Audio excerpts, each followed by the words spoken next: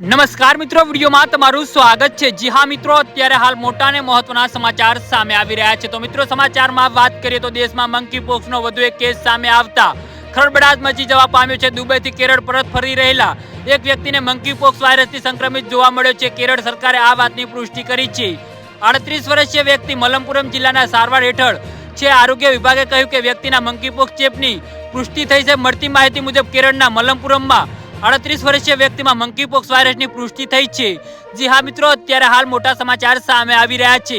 આ અંગે જાણ થતાં જ વ્યક્તિને ખાનગી હોસ્પિટલમાં દાખલ કરવામાં આવ્યો હતો, પરંતુ બાદમાં તેને નિયુક્ત હોસ્પિટલમાં દાખલ કરવામાં આવ્યો હતો અને તેના નમૂના પરીક્ષણ માટે મોકલવામાં આવ્યા હતા, જેમાં વાયરસ જોવા મળ્યો હતો। રાજ્યના સ્વાસ્થ્ય મંત્રી વીણા વિજોયે મંગળવારે માહિતી આપી હતી કે આ વ્યક્તિના લક્ષણો જોયા બાદ પરિવારથી દૂર રહેવાનો નિર્ણય લીધો છે અને તેમના નમૂના પરીક્ષણ માટે મોકલવામાં આવ્યા હતા અને રિપોર્ટની રાહ જોવાઈ રહી છે। જી હા મિત્રો, અત્યારે હાલ મોટા સમાચાર સામે આવી રહ્યા છે। તો મિત્રો, આના વિશે તમારું શું કહેવું છે તો નીચે મારી કમેન્ટ બોક્સમાં જરૂરથી જણાવજો અને અમારી યુટ્યુબ ચેનલને સબસ્ક્રાઇબ કરવાની ભૂલતા નહીં। વિડીયો પૂરો જોવા બદલ તમારો ખૂબ ખૂબ આભાર।